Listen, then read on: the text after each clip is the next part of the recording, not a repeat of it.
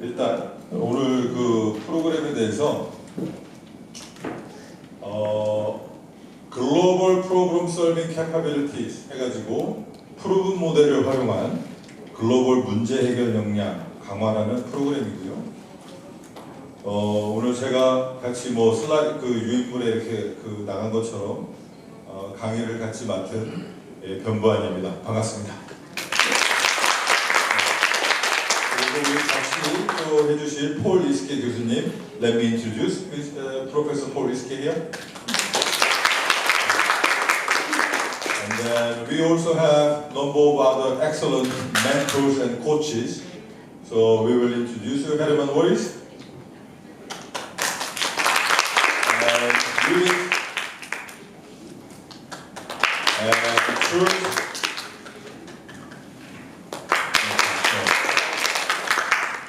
우리 저기 노바운더리 아카데미 같이 패컬티 멤버로 같이 활동들을 많이 하고 계시고요.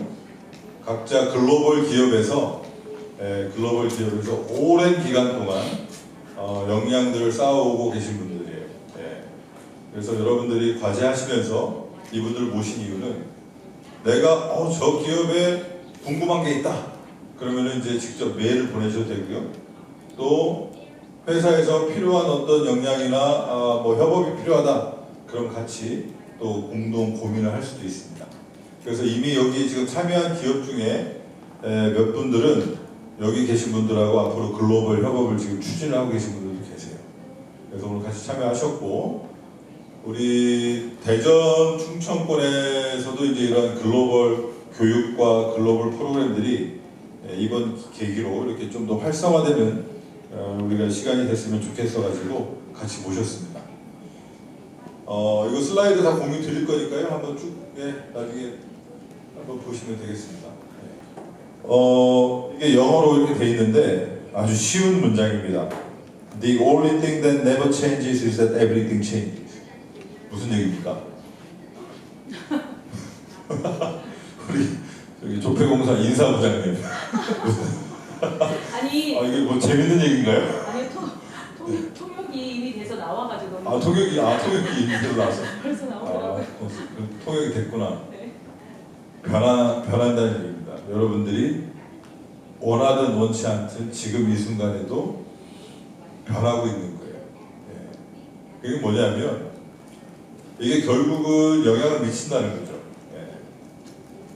그 예를 들어 보일까요? 그 충남대학교 앞에 아주 빵집 되게 맛있는 집이 있어요. 너무나 잘 빵집이 돼. 막 커피도 팔리고.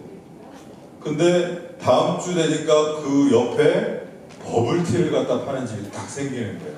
변하죠. 그죠? 변화란 말이에요.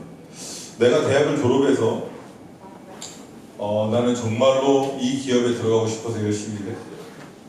근데 봤더니 그 기업에서 만드는 제품이 더 이상 이제 경쟁력이 없는 제품들인 거예요. 5년은 경쟁력이 있는데 5년 뒤부터는 경쟁력이 없을 수도 있어요. 그들의 지금의 비즈니스 모델이 그렇게 될 수도 있는 거예요.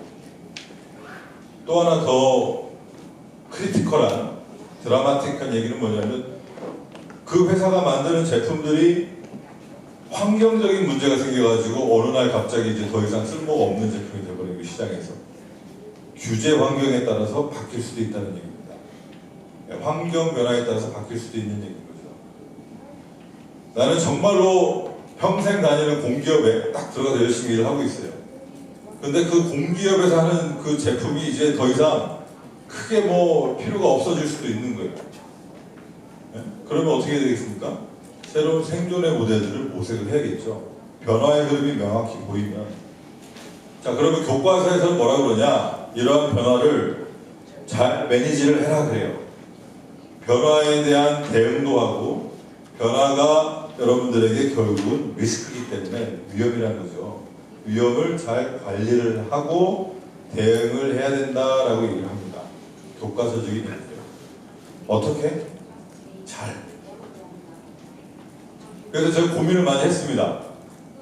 왜 이 변화는 우리가 매니지를 잘 해야 되고 리스크이고, 그렇죠?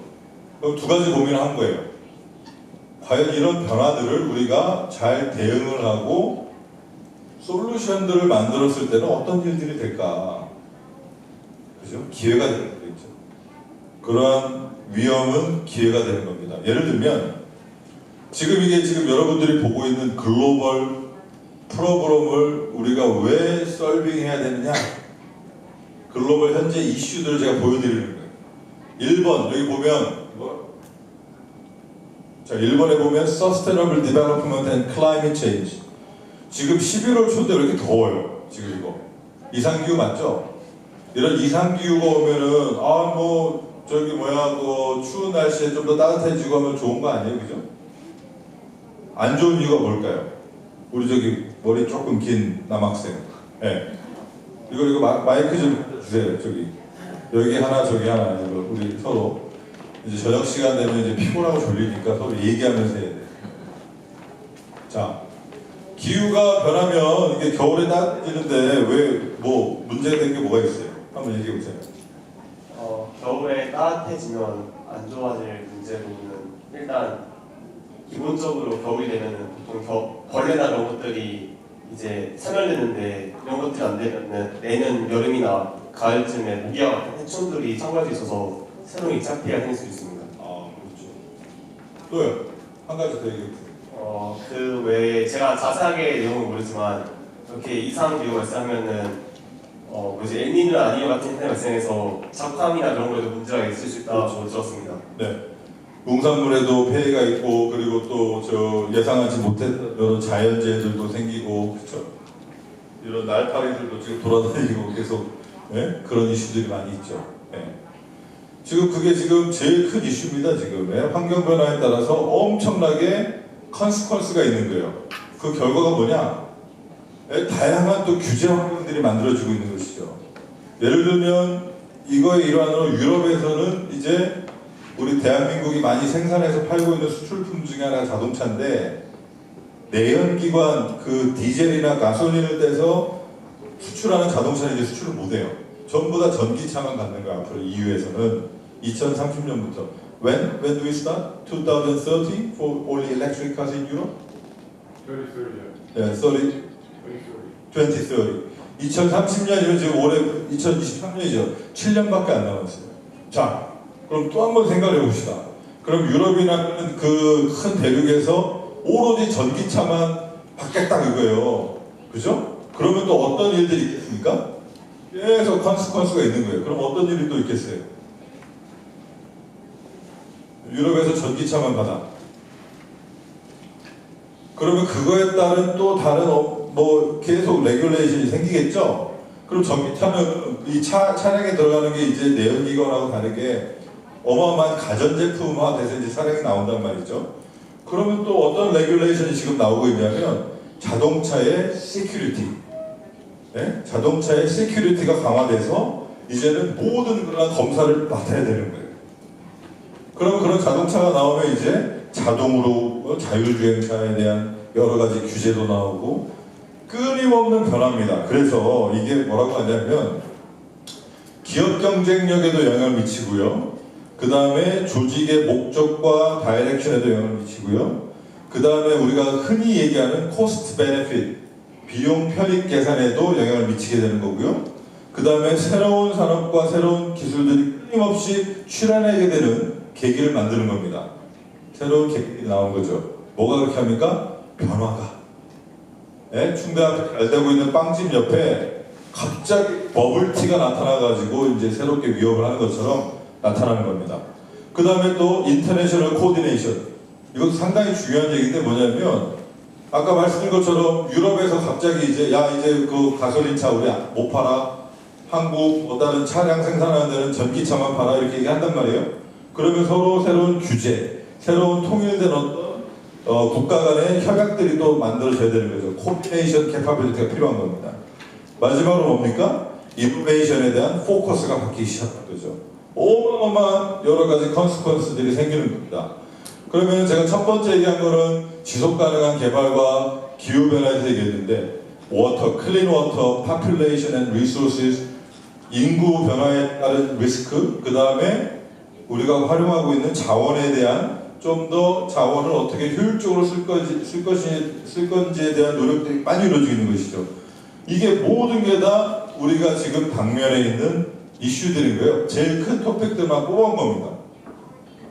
왜 중요하냐? 결국은 여러분들이 졸업하고 나서 일하고 싶은 기업에 영향을 미치는 거고요. 내가 지금 일하고 있는 기업에도 영향을 미치고 있기 때문에 중요한 얘기입니다. 왜 중요하냐? 저는 좀 더 뒤의 측면을 가보겠습니다. 빌 게이츠가 뭐라고 얘기했냐면 이런 변화들은 특히 클라이밋 테크, 클라이밋 리스크를 매니지할 수 있는 대안들을 만들어내는 기업들은 앞으로 8개에서 10개 정도의 테슬라와 구글과 아마존과 마이크로소프트를 만들 것이다 이렇게 얘기했어요. 물론 뭐 빌 게이츠가 늘 맞는 말만 한다고 우리가 얘기할 수는 없지만 그만큼 이러한 기후 환경에 대한 위기는 새로운 기회를 만들 수 있을 거라고 얘기를 한 거거든요. 그러면 우리 테슬라와 구글 지금 시가총액이 어느 정도나 되는지 아시는 분 계세요? 테슬라?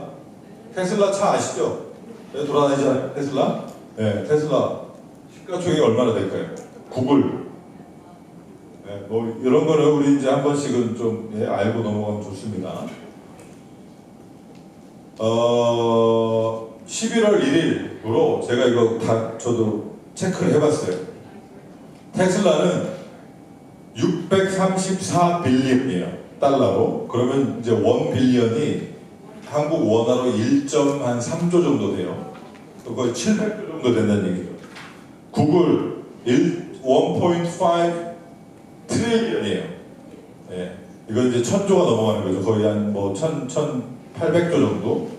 아마존 1.37 트릴리언, 마이크로소프트 2.51 트릴리언. 우리 이제 한국 사람들은 항상 뭐에 비교합니까? 삼성전자. 삼성전자 얼마입니까? 328. 네. 좀 더 분발을 해야 되는 숫자겠죠, 그죠? 네. 그러니까 두 가지 측면을 볼 수 있어요. 삼성전자가 글로벌 시장에서 저평가되어 있다라고 생각할 수도 있고, 아니면 좀 더 분발해야 된다라고 생각할 수도 있는 거죠. 자, 여기서 중요한 포인트는 뭐냐? 테슬라, 구글, 아마존, 마이크로소프트 같은 기업들이 앞으로 8개에서 10개가 더 출현할 수도 있다는 얘기입니다. 이런 변화에 따라서. 그런데 중요한 게 있어요. 여기서 중요한 게.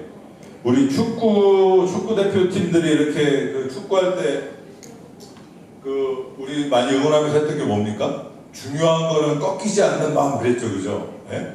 맞는 얘기예요. 맞는 얘기인데 중요한 건 꺾이지 않는 만큼 중요한 게 뭡니까, 여러분? 실력이죠, 실력. 실력이 없는데 맨날 그 마음만 중요하다고 하면 뭐 이길 수 있습니까? 맨날 상처만 받잖아요. 네? 그래서 실력을 쌓아야 된다는 거죠. 네, 미래에 어떠한 변화들이 있을지 트렌드를 정확하게 파악을 하고 그 트렌드가 내가 앞으로 하고 싶은 일에 어떠한 영향을 미칠지 분석도 해보고요. 그러면 나는 어떠한 역량들을 갖춰야 되는지 좀 더 체계적으로 접근하는 게 필요하다는 얘기입니다. 중요한 건 꺾이지 않는 마음과 함께 필요한 게 바로 그러한 체계적인 접근 그리고 실력이고요. 단순히 변화를 리스크로 인정하고 관리해야 된다라는 이러한 것들보다 좀 더 구체적인 게 필요하다는 거죠. 그게 뭘까? 그게 바로 우리가 여러분들께 말씀드리고 싶은 모델들을 활용한 접근 방법이고 그래서 우리가 지금 프로븐 모델을 활용한 문제 해결 역량을 한번 키워보자라는 얘기입니다. 자, 지금 글로벌 시장에서 아까 말씀드린 것처럼 많은 변화들이 있어요. 기후 환경 변화, 그 다음에 우리가 이야기하는 워터 클린 워터라든지, 그 다음에 부자들과 가난한 사람들의 갭이라든지, 에듀케이션이라든지, 이퀄러티라든지 여러 가지 이슈들이 있는데 이러한 것들을 사회적인 글로벌 사회에서 우리가 해결해야 되는 이런 이슈들을 어떻게 접근해서 해결해 나갈 것이냐, 지금 어떠한 문제들이 더 중요해지고 있는 것이냐를 분석을 하기 위한 체계적인 접근 방법이 무엇일까 우리가 고민을 해봤어요. 그게 바로 프루븐 모델입니다. 프루븐 모델. 자, 예를 들면 일단 프루븐 모델이 뭐냐? 지금 이제까지 논문이라든지 특히나 그 경영학, 뭐 재무, 혁신, 전략, 인사 이렇게 총망라를 해서 현장에서 가장 많이 그래도 활용이 되고 있는 모델들이 있습니다. 그 모델들을 한 2페이지 정도 다 정리를 해놓은 플랫폼이에요. 예를 들면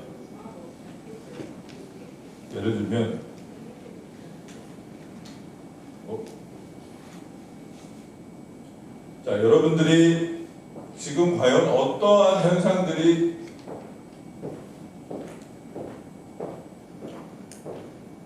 우리 기업 경쟁력이나 내가 일하고 싶은 그러한 부분에 있어서 영향을 미치고 있는지를 보고 싶다. 그러면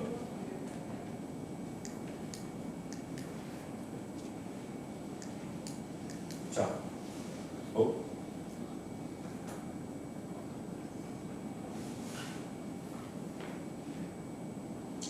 패스트라는 모델이 하나 있습니다. 패스트.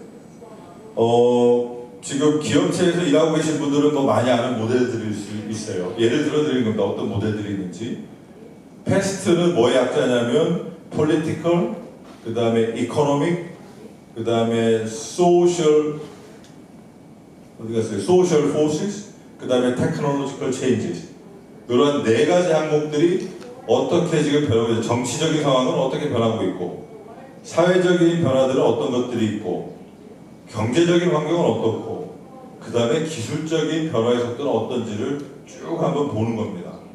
예. 소셜은 어떤 게 들어가겠습니까? 정치적인 환경은 한국은 뭐 여야 뭐 이런 상황, 또는 뭐 정치적으로 R&D에 대한 투자가 어떻고 여러 요인들이 있겠죠, 그죠? 그런 상황들을 쭉 분석을 해보는 거예요. 해보고 이러한 요인들이 결국은 내가 앞으로 추진하고자 하는 전략적인 방향과 수행하고자 있는 프로젝트가 있으면 어떤 영향을 미칠 것인가 한번 고민해보는 거죠. 또 뭐를 고민할 수 있냐? 소셜.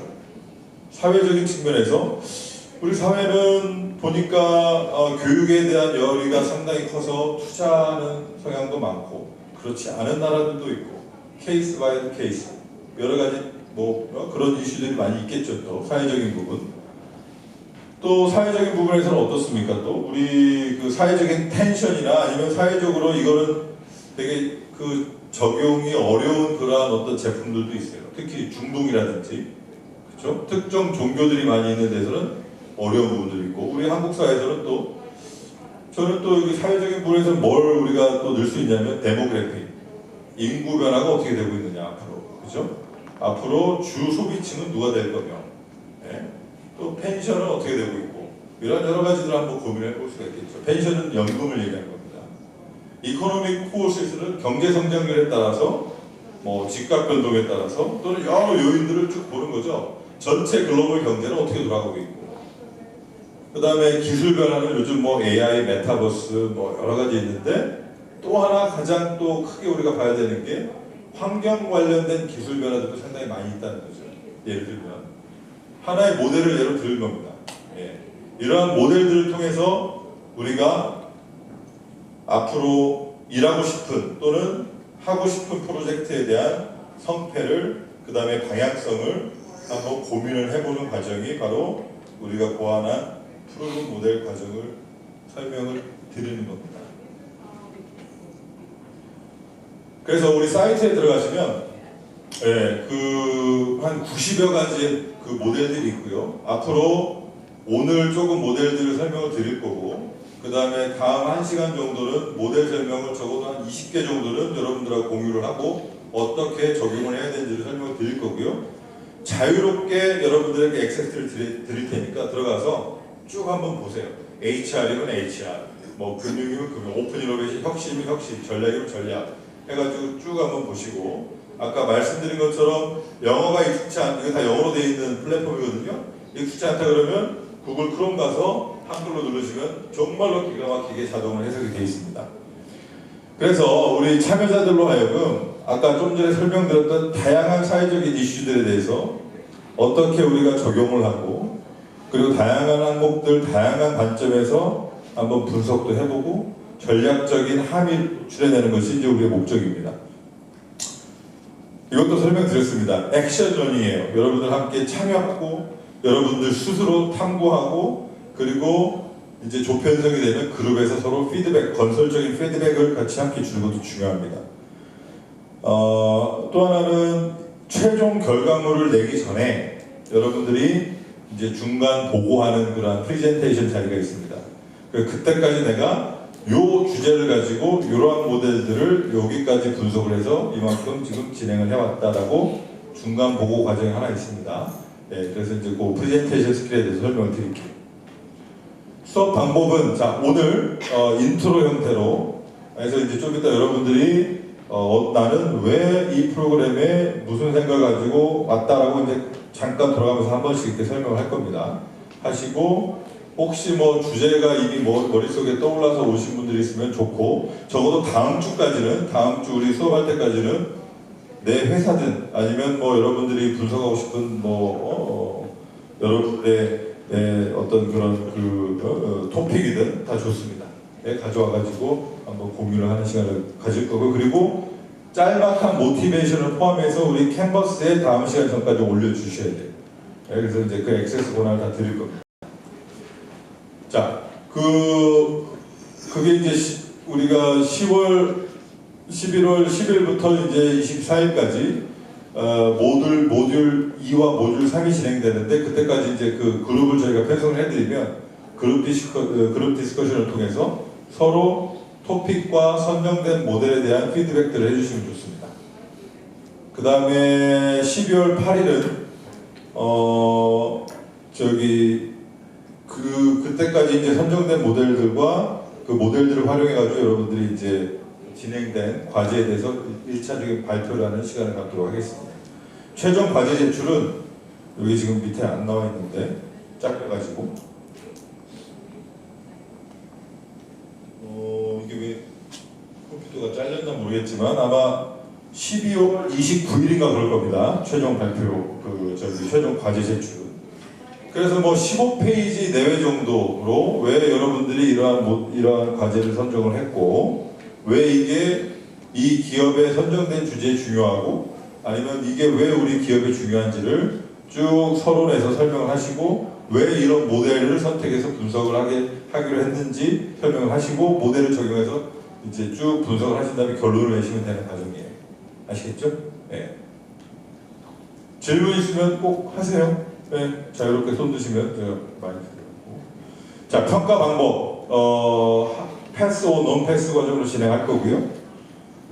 패스에 대한 기준은 총 100점 포인트 중에 75포인트 이상을 받으셔야 됩니다. 75포인트인데 크리티컬한 상황 분석 및 창의적 혁신적인 문제 해결을 제시하는 게 이제 총 30점.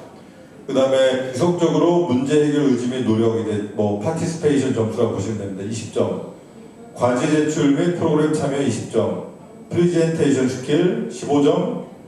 소그룹 토의 및 팀워크 15점에서 요 크리테리아 전체 가지고 75점 이상이 돼야 저희가 충남대학교하고 공동으로 이렇게 그 서티피케이트를 발행을 해드릴 예정입니다. 중간 발표는 12월 8일 날 하겠고요.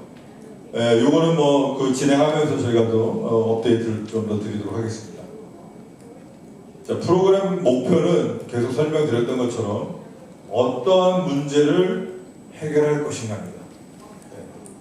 내가 기업을 선정해도 좋고 기업 내에 있는 이슈들을 선정해도 좋습니다. 어떠한 문제를 해결할 것이냐. 그 다음에 이 영상은 지금 시간 관계상 제가 한번 보여드리고 싶은데 한번 꼭 이 링크 따라가서 보시면은 이 과제를 하는데 도움이 되실 거예요. 한글 자막이 있는데요. 네, 한글 자막이 있는데 왜 애플이 다른 기업들과 다르게 성공할 수밖에 없었는지에 대해서 설명하는 영상입니다. 짧아요. 한 15분 정도 둘 다 한번 보세요. 네, 보시고. 우리가 이런 그 문제 해결 역량 과정을 할 때 제일 중요한 것들이 하나 있는데 고려해야 되는 사항이 있는데 뭐냐면 리미테이션이에요. 예, 뭐가 우리가 이런 창의적인 문제 해결을 하는데 제약 요건으로 제공하느냐 여러 가지가 있는데 세 가지 정도를 설명을 드리겠습니다. 첫 번째가 내가 갖고 있는 온 바운더리예요. 그거 뭐냐면 내가 속해 있는 그 공부하고 있는 학과에 대한 공부일 수도 있고요. 또는 내가 성장한 문화일 수도 있고요. 그리고 또는 교육적인 배경이 될 수도 있고 종교적인 일이 될 수 있고 내가 갖고 있는 그러니까 그 본연의 바운더리들이 다 있는 거죠. 이거를 스스로 한번 그룹 토의를 통해서도 한번 깨보는 게 우리 목적이고요. 그리고 그 그룹 토의나 피드백을 서로 주고받으면서 저나 우리 폴 교수님도 함께 여러분들 그룹 토의에 참여해서 또 피드백을 드릴 거예요. 그런 과정을 통해서 한번 알아보는 거죠. 아, 내가 전공하고 있는 이 분야에서 공부하고 있는 데서 오는 내가 생각하지 못했던 바운더리가 이런 거였구나.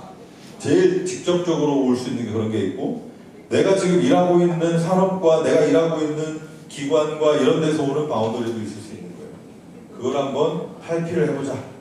리미테이션으로 작동하는 또 하나는 루틴이라는 게 있습니다. 늘 하던 대로 하는 방식들이에요. 아, 나는 이런 문제를 여태까지 늘 이렇게 해결했었는데 근데 옆에 하는 사람 보니까 아, 그렇게 해결 안 해. 옆에 피드백을 들어보니까 그렇게 해결 안 하는 거예요. 옆에 다른 지금 산업에 포함되는 사람들 보니까 그렇게 해결 또 안 하는 거예요. 그런 데서 오는 루틴들을 한번 탈피하는 것도 방법이죠. 또는 rules and regulation 자체가 제약 요건일 수도 있는 거죠. 근데 재밌는 게 뭐냐면 rules and regulation은 잘 보면 언제 누가 왜 만들어 놓았는지도 모르는 것들을 따르는 경우도 너무나 많아요. 사실. 네, 언제 누가 왜. 그리고 그런 것들에 대해서 챌린지를 하지 않으면 조직 내에서도 마찬가지고 국가에서 학교에서도 마찬가지고 과에서도 마찬가지고 그냥 하는 거예요. 왜? 룰이니까. 근데 잘 보면 이 코테이션이 되게 아주 흥미로운 얘기예요. One of the most dangerous forms of human error is forgetting that solutions spur from breaking the rules. 무슨 얘기냐? 가장 창의적인 솔루션이 나올 수 있는 것 중에 하나가 룰을 브레이킹하는 거에서 나올 수도 있다는 얘기입니다. 예, 그래서 묻지도 않고 따지지도 않고 누군가가 만들어서 계속 따라서 해야 되는 이 룰들을 챌린징하는 것에서부터 창의적인 솔루션이나 새로운 가치 창출이 나올 수도 있다는 얘기죠. 네, 항상 기억하시기 바랍니다. 자, 이제 뭐 한 2개 정도 슬라이드 설명하고 제 인트로는 오늘 좀 마치고 다음 이제 우리 폴 교수님께 넘겨드릴 건데요. 일론 머스크 아시죠? 그죠? 일론 머스크가 많은 사람들이 엔터프리너십의 대가라고 얘기를 해요. 왜 일론 머스크가 성공했느냐 그러면 아, 저 사람은 엔터프리너십이 대단해 이렇게 얘기한단 말이에요. 기업가 정신이라고 그러죠. 그죠? 그래서 뭐 달에 로켓도 쐈다가 그 로켓이 다시 귀환하는 것도 고민도 하고 여러 가지 한단 말이죠.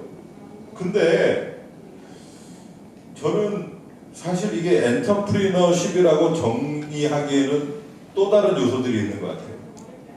예. 정말 이 사람이 기업가 정신을 가지고 이걸 한다고 생각하세요? 달에 저거를 쏴가지고 다시 돌아오는 로켓을 만드는데 얼마나 많은 비용이 들었는지 아십니까? 이 사람이 돈을 벌기 위해서 이런 거 했다면 이런 거 안 했을 거예요. 예. 끊임없이 실패를 하면서 하는 이유가 있단 말이죠. 그게 과연 엔터프리너십의 정신이라고 저는 생각 안 합니다. 솔직히. 뭐냐? 인디비주얼 어치브먼트, 본인의 하고 싶었던 호기심이라든지 목적이라든지 성과, 그리고 큐리오시티, 그 다음 석세스, 본인의 어쨌든 그러한 앰비션이 더 크기 때문에 나는 저걸 꼭 하고 싶어. 어쨌든 누가 뭐래도 수익이 되든 안 되든 저걸 너무 하고 싶었던 거예요. 네? 그러한 열정이 있었던 거죠. 네. 그게 없이 단순히 도전을 해서 새로운 기업을 만들고 창의적인 아이디어를 가지고 비즈니스를 만들고 이러한 것 우선해서 해야 되는 것이 열정인 거죠. 열정. 내가 정말로 하고 싶은, 이해하고 싶고 만들고 싶고 그러한 열정이 먼저 있어야 된다는 얘기입니다. 네, 그걸 좀 강조를 드리고요. 그래서 저렇게 만든 것들이 지금 뭐 우크라이나 전쟁에서 어마어마한 큰 효과도 발휘하고 스타링크를 통해서 그렇죠. 자, 요거까지만 하고 제 오늘 인트로를 마무리를 좀 하도록 하겠습니다. 그 프로그램 목표 중에 하나인데요. 피드백을 서로 줄 때 이거는 정말 아닌 것 같아 라는 피드백보다는 좀 더 건설적인 피드백들을 서로 많이 주셨으면 좋겠습니다. 정말로 좋은 아이디어고 모델 선정이고 좋은 주제인데 이렇게 하면 좀 더 낫지 않을까라는 컨스트럭티브한 피드백을 주는 방법들을 서로 잘 우리 이해를 하고 도와줬으면 좋겠습니다. 서로 그게 뭐냐? uses facts in support of observations. 자, 내가 발견한 것들에 대한 팩트 베이스에서 개인적인 평가를 주지 말고 팩트 베이스에서 피드백을 줘라. 그 다음에 indicate what is preferable. 이게 맞다 저게 맞다를 떠나서 이런 것들이 좀 더 좋지 않을까라는 어떤 제안 형태로 서로 피드백을 많이 주시고요. 그 다음에 그렇게 했을 때 어떤 컨시퀀스가 올지, 네거티브냐 포지티브냐 부정적이냐 긍정적이냐 어떠한 컨시퀀스가 올 것을 서로 팩트 베이스에서 피드백을 서로 주시는 게 좋겠다는 얘기죠. 그래서 좀 더 건설적으로 이 과정들이 잘 마무리될 수 있게끔 서로 한번 잘 도움을 주시는 그런 프로그램이 됐으면 좋겠고요. 모델 설명 및 기타 또 인트로를 우리 폴 이스케 교수님께서 여러분께 좀 더 설명을 좀 해주실 거고, 그렇게 하고 오늘은 조금 많이 피곤해 보이시는 얼굴도 있고 해서 하고 중간에 이제 그 질문 있으시면은 저희 이메일하고 그 컨택 포인트를 남겨드릴 테니까 전체 이메일 한번 다 드릴 겁니다. 그래서 언제든지 저희에게 문의사항 있으면 문의를 해주시면 좋겠습니다. 네, 혹시 질문 있으실까요? 프로그램 전체적인 커리큘럼이나 과정에 대해서 없으세요? 네. 아까 전에 중간 발표 있다고 했는데 그것도 이제 10월 28일 정도 즈음에 최종 보고 제출 있잖아요. 최종 보고서는 제출만 하는 거지 별도의 발표는 없는 건가요? 마지막 뭐라고 하셨어요? 최종 보고 제출은 보고서만 제출하면 끝나는 거지 발표는 없는 건가요? 네, 발표는 없고요. 이 프로그램은 그 보고서 제출한 그거를 기반으로 평가하고 끝납니다. 근데 이제 중간 발표는 뭐냐면 중간에 어디까지 진행이 됐는지를 저희가 일일이 다 최종 중간 점검을 해드릴 거예요. 이렇게 하면 75포인트가 안 돼서 페일할 가능성이 높습니다. 요거를 업그레이드 더 많이 하셔야 됩니다라는 피드백을 드리는 과정이에요. 그 이제 우리 이스케 교수님하고 제가 공동으로 피드백을 드리는 과정이고 발표 제출하고 나서는 발표는 없어요. 근데 아마 학교에서는 제가 알기로는 따로 경진대회에 요것들을 다 이렇게 또 하실 계획이 있으신가 봐요. 1월달에. 그래서 이제 그거는 뭐 한번 75점 이상을 받은 분들 별도로 초청해갖고 뭐 학교에서 상을 주시든지 뭘 하시든지 뭐 그럴 계획이 있으신 것도 같더라고요. 그래서 그거는 별도로 커뮤니케이션을 따로 드리겠습니다. 그래서 요 과정은 그게 끝이에요. 딱 내시면. 그리고 만약에 그때 너무나 바쁜 일이 있어가지고 한 일주일 정도 연장이 필요하신 분들은 사전에 연락을 주셔야 돼요. 사전에. 그래서 일주일 정도는 우리가 연장할 수 있다. 28일에서 그렇게 이해를 하시면 좋겠습니다. 또 혹시 질문 있으신가요? 저 하나 있는데 네. 아까 크리티컬한 문제에 대한 분석을 해주셨는데 그 크리티컬하다의 정의가 잘 모르겠어 보이는데 어떤 것을 크리티컬하다고 정의하시는지에 대해 자, 예를 들면 이런 거죠. 지난번에 이제 철도공사 다니시는 분이 한번 그런 과제를 이제 처음에 주제를 냈는데 철도공사의 수익 개선 방향. 이거는 이제 크리티컬한 문제 제기가 아닌 거죠. 좀 더 그럼 철도공사의 어떠한 부분에 있어서 왜 수익 개선을 방향해야 되는지 좀 더 구체화된 문제 제기와 그거에 대한 모티베이션이 있으면 좋겠다는 얘기죠. 예를 들면. 그래서 그 문제를 세팅을 하실 때 좀 더 디테일하게 들어가시면 들어가실수록 모델 적용이라든지 해결할 수 있는 부분들이 훨씬 더 창의적이고 전략적으로 나올 수 있기 때문에 너무 제너럴한 문제는 좀 피해 주시는 게 좋습니다. 그래서 그게 조직 내부의 어떤 분석하고자 하는 기업의 특정한 분야라든지 예를 들면 A라는 기업이 있는데 여러 가지 사업들이 많은데 그 중에 특정한 사업의 어떤 글로벌 진출 전략이라든지 이렇게 좀 구체화하는 게 좋다는 얘기입니다. 그게 크리티컬한 문제의 선정이고 그 다음에 그 문제 해결 능력에 좀 더 훨씬 더 근접하고 도움이 될 수 있는 그런 거죠. 그 주제 선정도 하면 저희가 또 챌린지를 한 번씩 드릴 겁니다.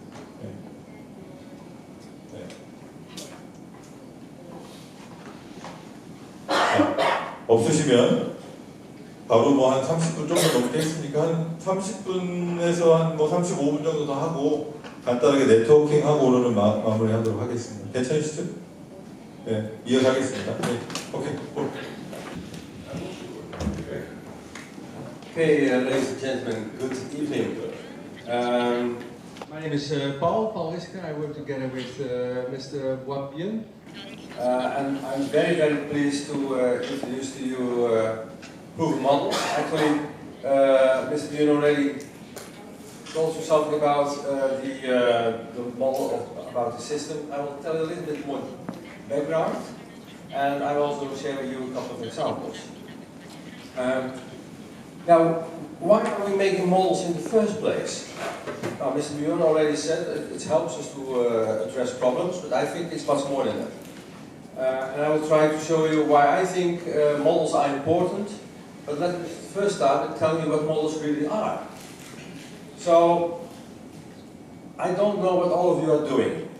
You all are part of society, you're part of companies, you did your studies, and you do this in the world that we are experiencing, and this world is complex. And I already want to tell you now a little bit the difference between something that is complex and something that's complicated. On the right hand side, you see a watch, probably a Swiss watch. And this is a typical example of something that is complicated. It's difficult. But when you understand how it works, you can master it, you can predict it. You can control it. And actually, it's a very good thing that you can predict the behavior of a watch. Suppose you cannot predict the behavior of a watch, that would be a very interesting machine. On the other side, you see a city. And a city is totally different. A city actually consists out of 4 systems that are interacting with each other. It's the social system, us, people. It's the economic system, people doing business together.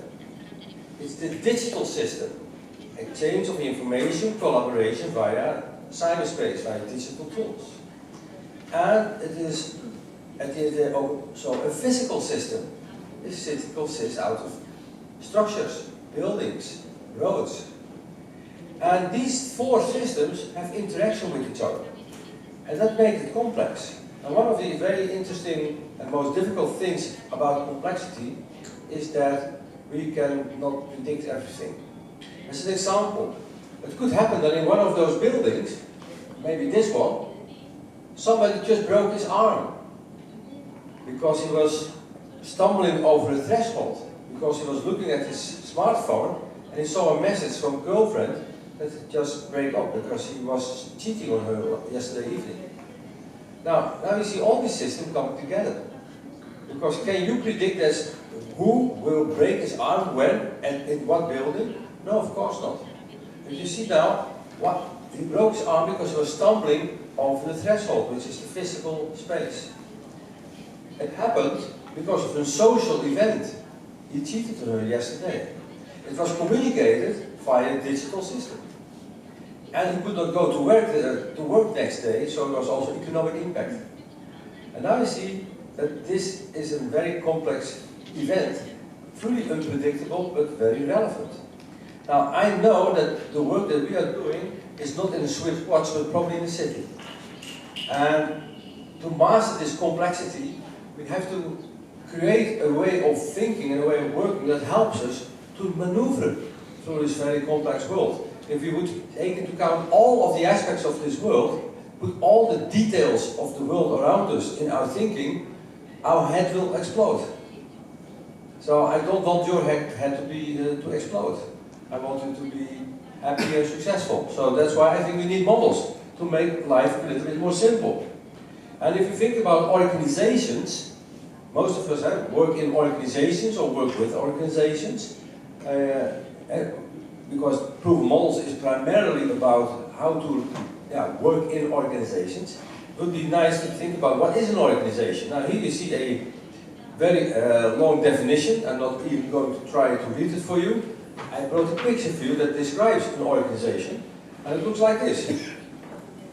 And there are many different departments, many different functions interacting with each other, and together they form an organization.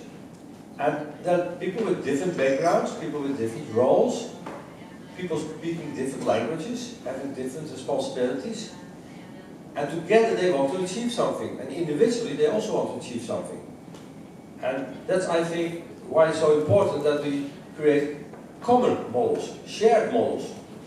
Because if you are thinking about something, and I think about something similar, but I use totally different words, or I've come from a different way of describing the world, then I think it will be very difficult to work together. It will be very difficult to understand each other.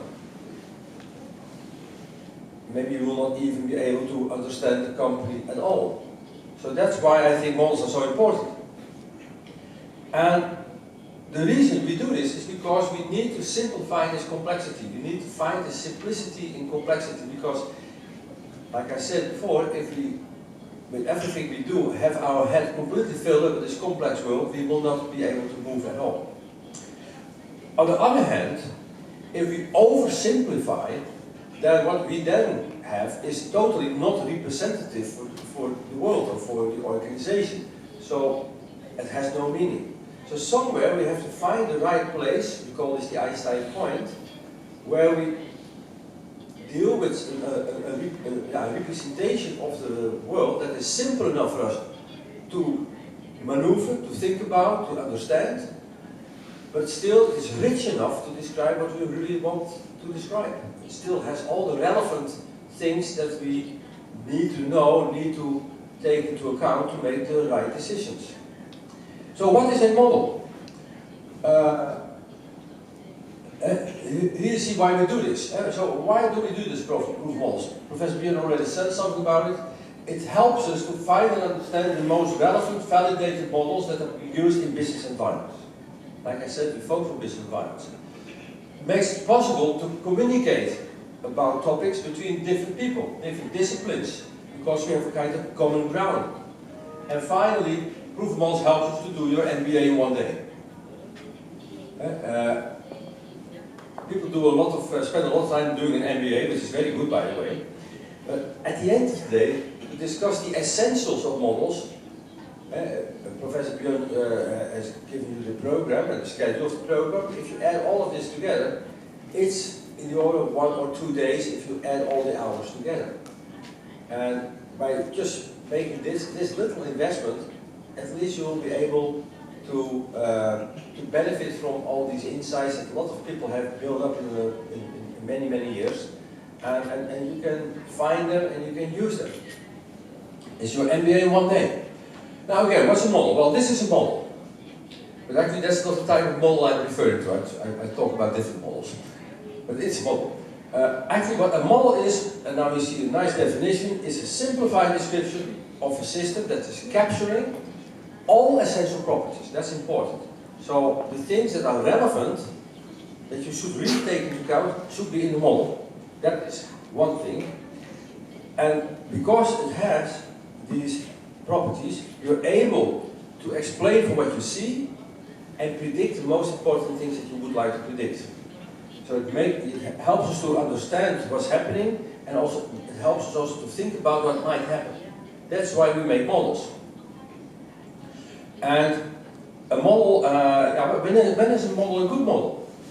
Well, a model is a good model when at the end of the day, it does what it is supposed to do, help us to understand what's happening or what happened, and to understand what is going to happen. And now you see what you do. We have the reality, the real world, the real organization. We make a model, and based on the model we create a model system. Now, in a real system we can live our real life, and you can for instance experiments. What's going to happen? And then what you get are experimental results. If you make a model, you can make a model system, and then you can do things. You can do simulations.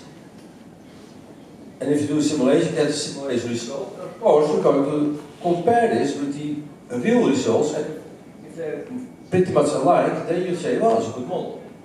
There's another route. You could also say, because of the model, I can start thinking about what could happen, so I'm not doing simulations. But I try to understand the model and make predictions based just on thinking about it. Then I can theoretical predictions, and that's also what you can compare with the results both experimental and simulation results, and that can help you to improve theory. This actually is how we use a model. That's what models are. Let's now make it a little bit more concrete for you. Here you see a model of an atom. Actually, atoms are very complex, very difficult things, extremely small, of course. But by looking, by observation of how atoms behave, it looks like that an atom consists out of a very heavy nucleus and very light electrons circulating around the nucleus. We don't know whether this is true, but what we do know is by using this model we can describe almost everything we have seen in the practice. So this is a good model. And again, I don't say this is an atom, this is a model of an atom, and it helps us to understand and describe what we see in reality. And maybe in the future we will see something that is cannot be explained by this model, then we should forget about the model, or we should improve the model. This is a model of how the hearing system of a human being works. And of course, if I really would draw the complete picture of how a brain works and how all the cells that are related and play a role in the hearing process, it would be much more complicated. Nevertheless, based on this picture we can already understand how hearing works and also when things go wrong, where that might go wrong and how we can fix it. This is a model of a weather system. And a weather system is one of the most complex systems we know. And still we think that we can make some predictions. And how can we make predictions? By making a model that contains most of the essential parts of what we want to understand. Pressure, humidity, rainfall, wind, all the temperatures. And if you put that in a model, then you can, to some extent, predict how the weather will behave and how it will develop. And this is such a complex and difficult system that still it's very difficult. And certainly if you talk about longer time frames, it becomes increasingly difficult to predict the weather. It's very difficult to predict the weather in, let's say, 4, 5, 6 weeks. It's almost impossible unless you live in the desert, and you know probably in 6 weeks' time it will be nice weather, or you live in Norway and you know in 6 weeks' time it will be raining. But you don't need a weather forecast for that. This is another model. This is a model of a very famous building. And it's the Opera House in Sydney. It has just enough details to understand that this must be that building. And so it's a good model because if you, for instance, want to attract people, say, oh, there's a great building in the city, and they see this, they already, in their imagination, have a good image of what this building is doing. This was an interesting model about how to stop the spread of COVID-19. And people say, yeah, but how can you stop COVID-19? Yeah, what is it? Well, it's a virus that hops from person to person.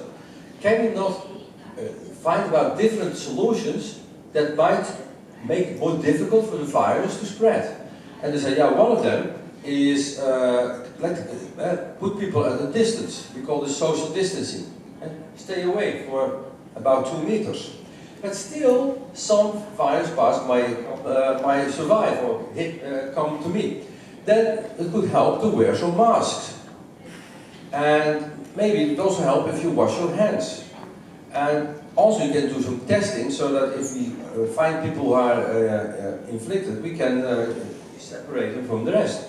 And the idea now is that we call this the Swiss cheese model. If you apply all of them, then they can go to the holes, but the probability that all the holes are next to each other is very small. So probably this will be enough to at least stop it from, to a large extent, the infection.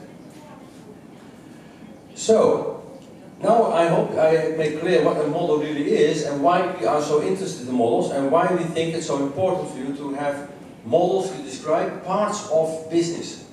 It can be in the area of sales, it can be in the area of human resource management, it can be in innovation. All these different areas describe at the end of the day a business.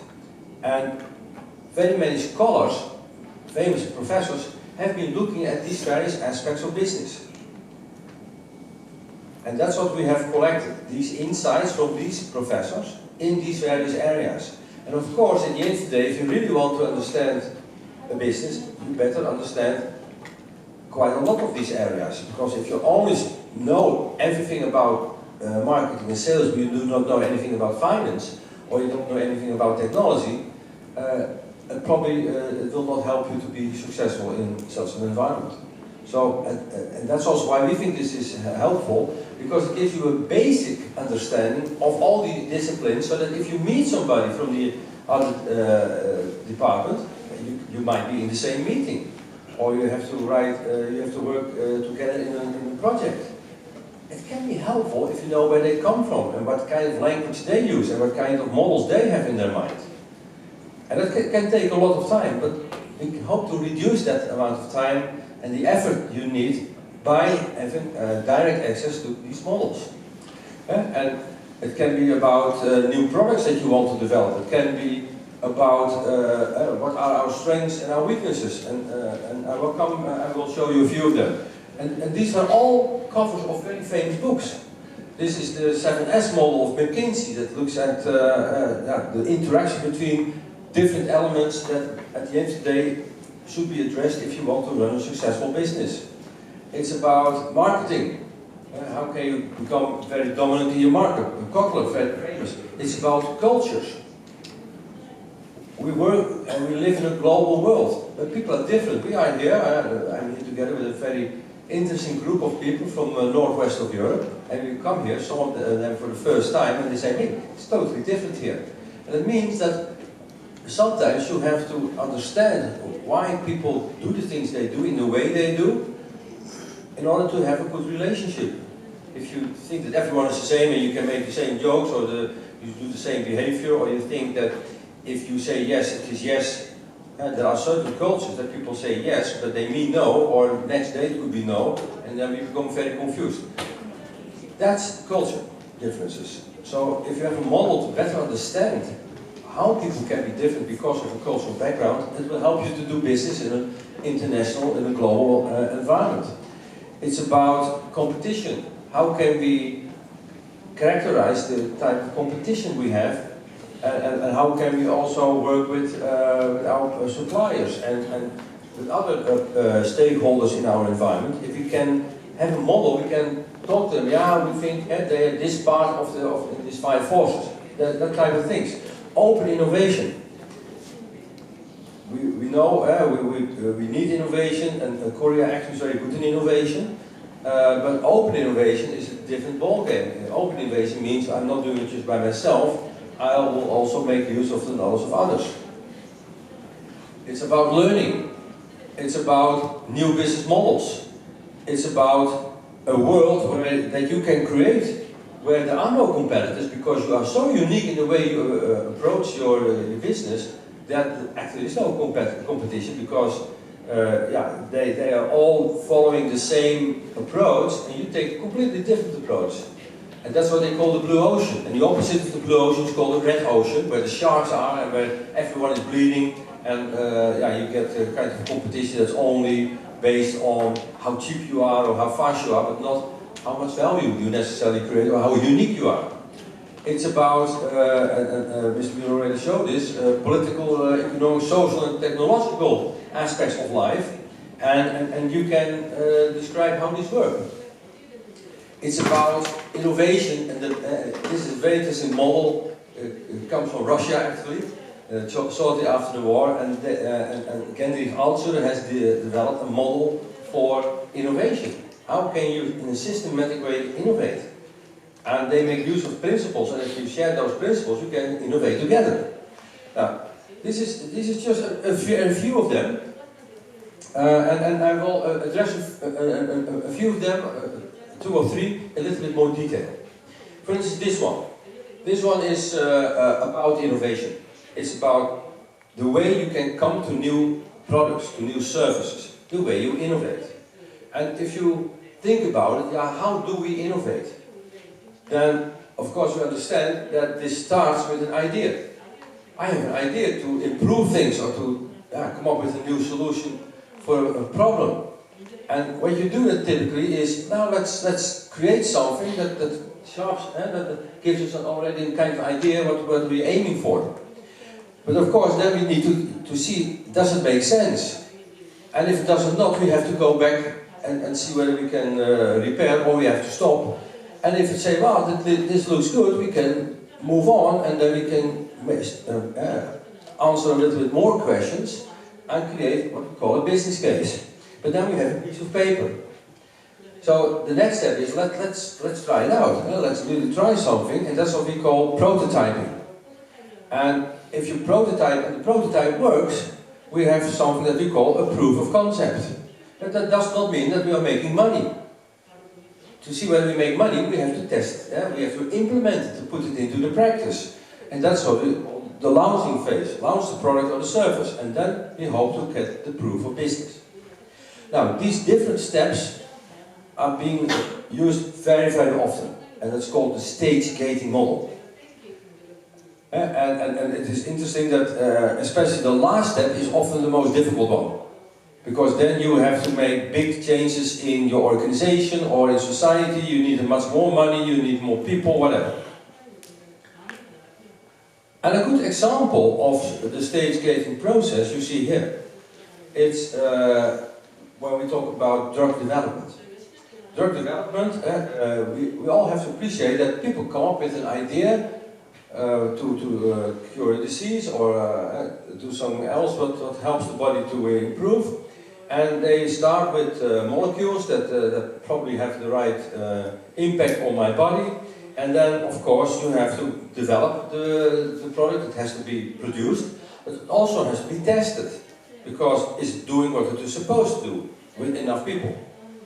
But also, what are the side effects? Because it may not only have the effect that I'm looking for, but it might also have other effects that I don't like. And what you do is step by step testing, developing and testing this product, and they call these stages. And what you see often is that the stages become more and more capital intense. It can be quite a lot of money. And what you also see is that a lot of projects that you start with don't make it. So after the various stages, only a few of them make it, and at the end of the day, there's a big failure rate, and that means that many of the products you start will not even get ever to the market. And this is the old way people developed, and still the current status of drug development. But this is for drugs where we think that, okay, we have a problem, let's test it on many people, and if it works on many people, enough people, and there are not so many side effects, it's a good product. But we're working towards a complete new kind of healthcare, where this cannot be the way we produce medicines. And I think it's a nice intermezzo to ask Ms. Judith van Schaik to tell us a little bit, in a few minutes, what's going on at the moment, and why this model, this is a good model, might not be the right model for the future. So, please give a hand to Judith van Schaik, Judith van Schaik is working for the pharmaceutical company Roche, and she's one of the experts in our country about the future of medicine, of healthcare. And Judith, maybe you can comment on this picture and share with us your view on what the future may look like. Yes, just a few remarks on the current model. So basically, I mean, first we tested in animals, but people are very different from animals, so luckily we don't stop there. And then the next stage, we look in a phase 1, we look in healthy volunteers. And basically, as a doctor, you promise something, it's the oath of Hippocrates, and you promise that you will not harm patients. No, so not harming is the most important thing. So this first phase is about safety in healthy volunteers, in people who don't have the disease, but just to see how is it doing in healthy people. And then phase 2 is in the limited number of patients, and the focus is still safety, like does it not harm patients. And then we get to this big phase 3 trial, and the thing with this phase 3 trial is it takes a long period, and it's very costly. And we tested in a large number of patients, on average something like 3,000 or something. So then in the end, you get a number. Like it works, for instance, for 30% of the patients. But there's a problem with it, because then, when we start using it in reality, we sometimes never get to this 30%. So that's the first flaw in the thing.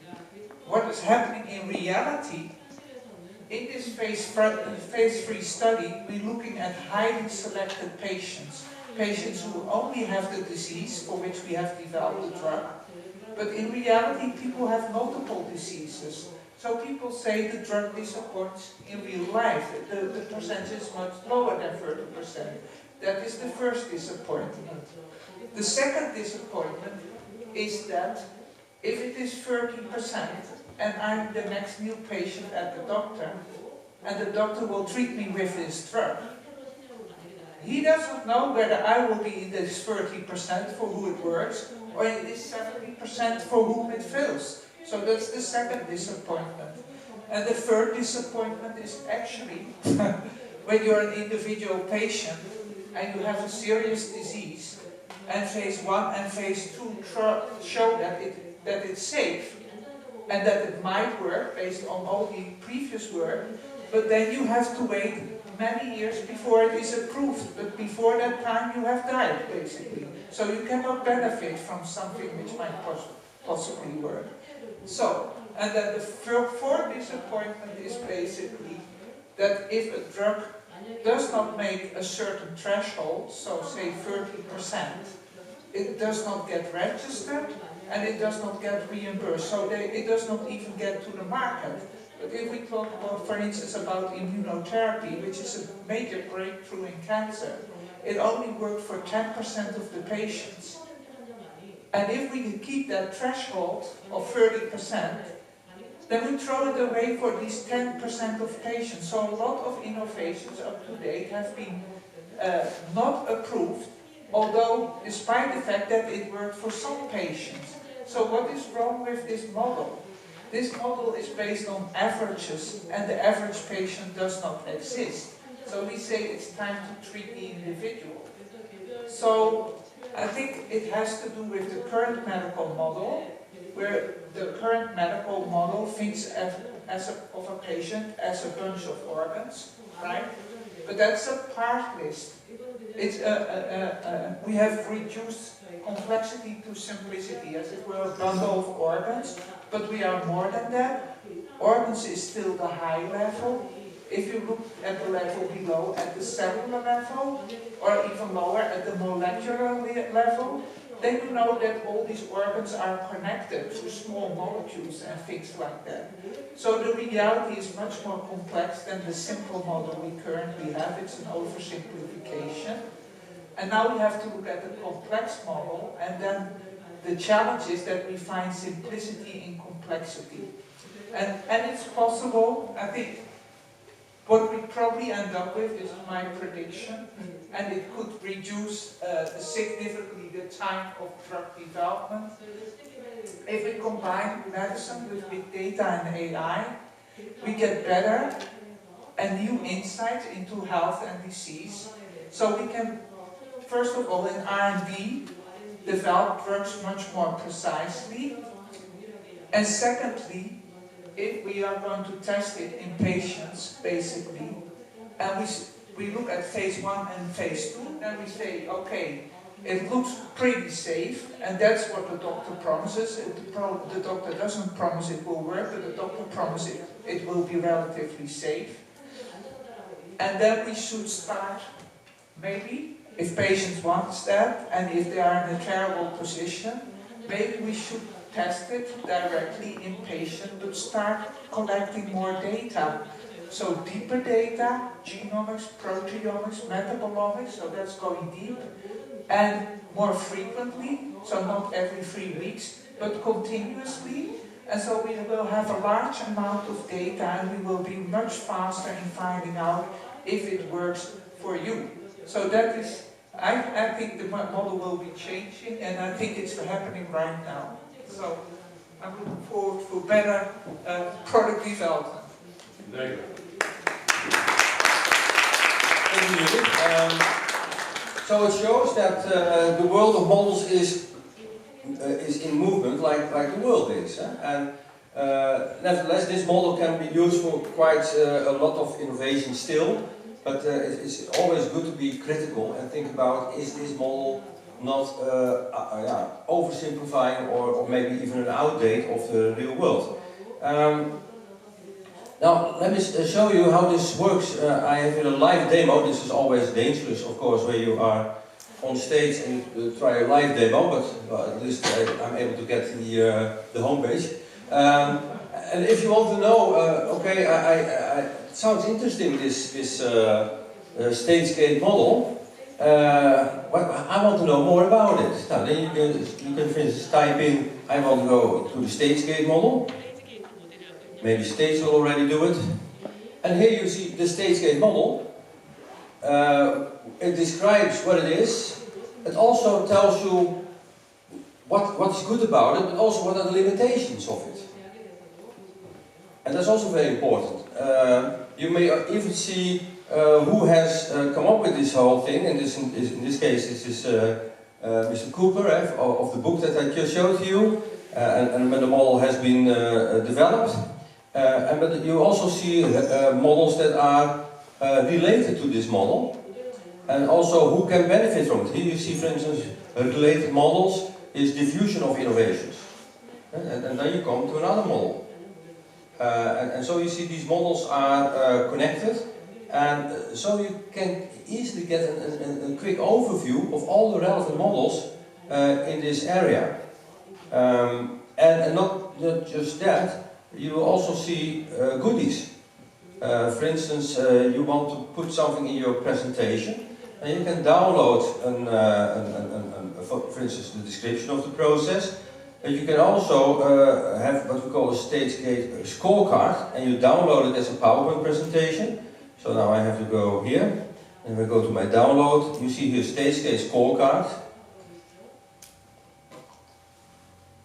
And you can then, in the various stages, can make a decision. You can this helps to decide you where, for instance, you want to move on to the next stage, or whether you should review or refine, or maybe stop. And these are all tools that are available in the system and that will help you to apply actually the model. And these things have also been derived not by us, but by people who are professionals in this area of stage gating. So that's how we can use this. Let's move on to another model. Let me see, where am I? I am somewhere. I'm here. They join. Let me see. I was in my PowerPoint, but let me see, where am I? Yeah, good one.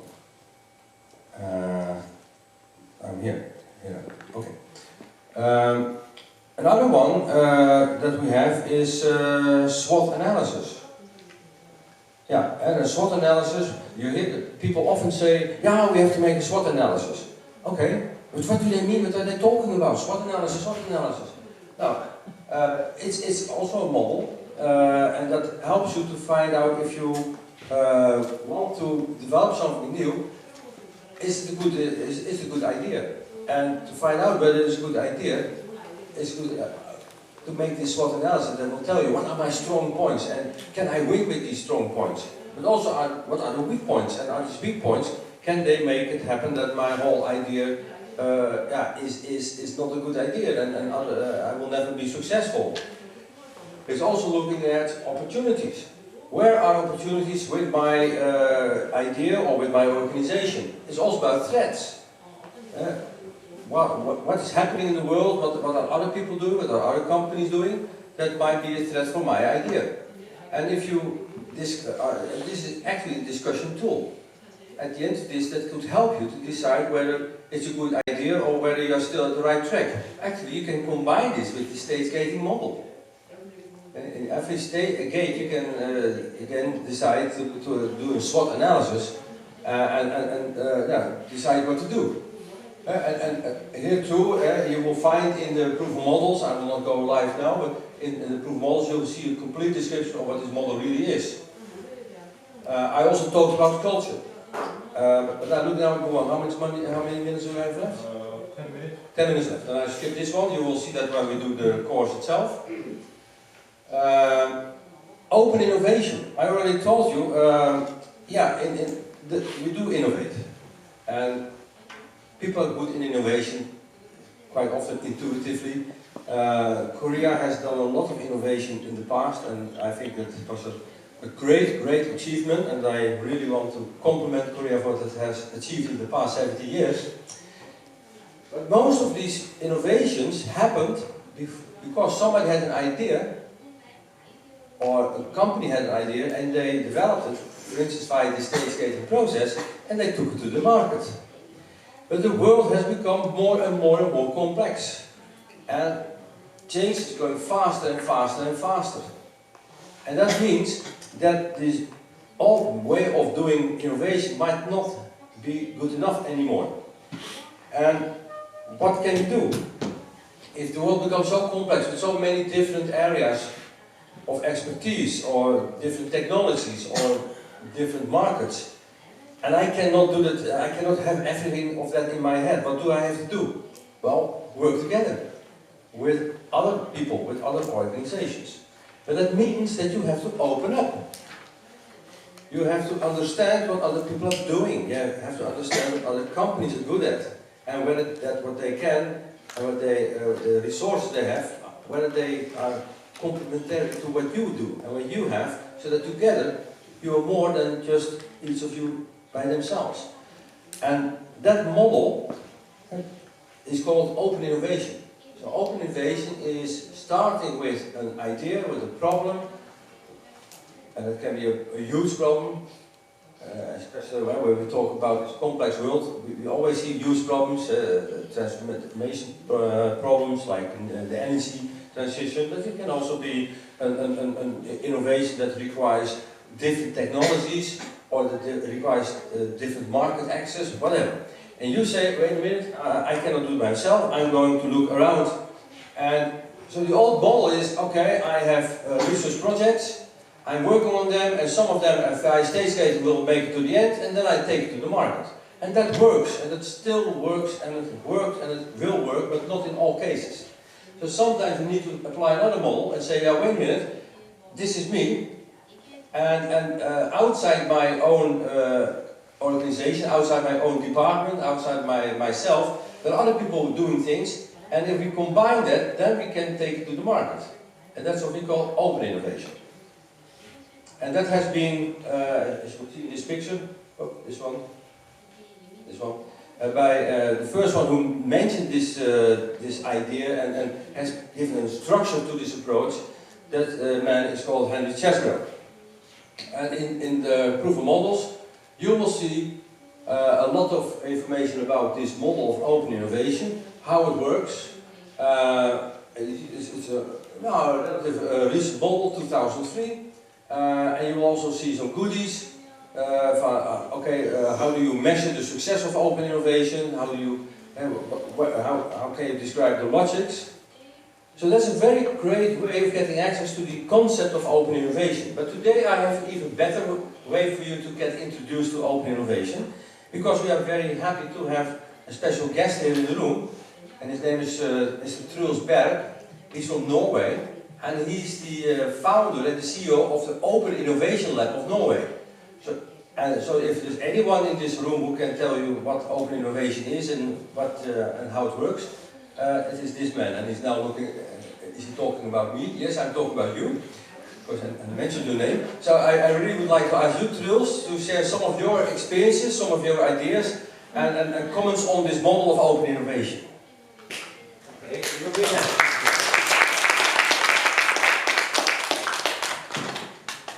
Hello everyone.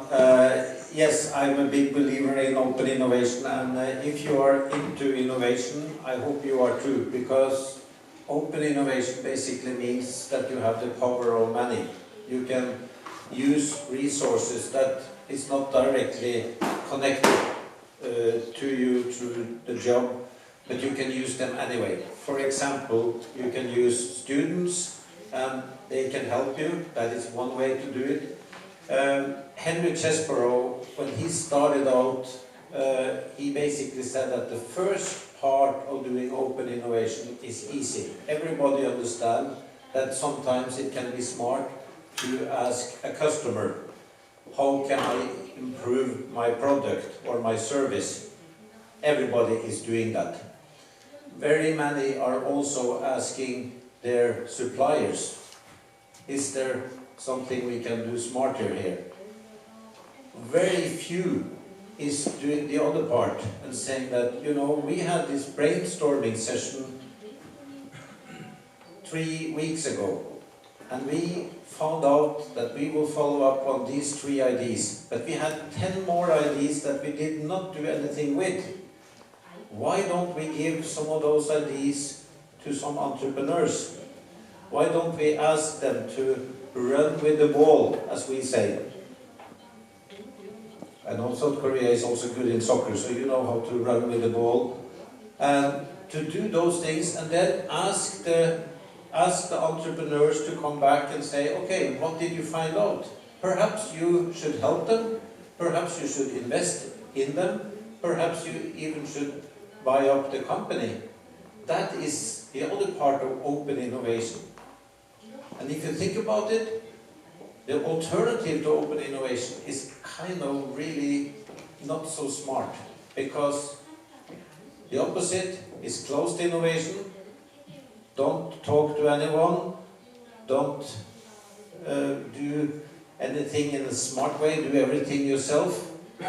It is more expensive, it takes longer, and it's less of a chance to succeed.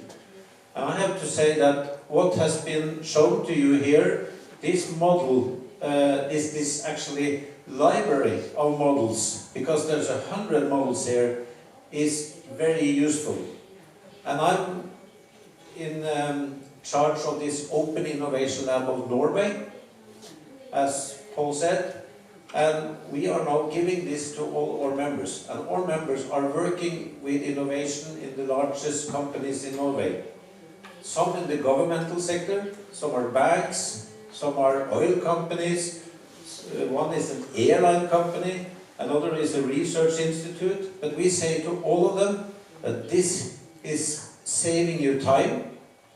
This is probably making it a bit easier to sell the idea to the boardroom or to the top management, because you're using the same models that they already know about.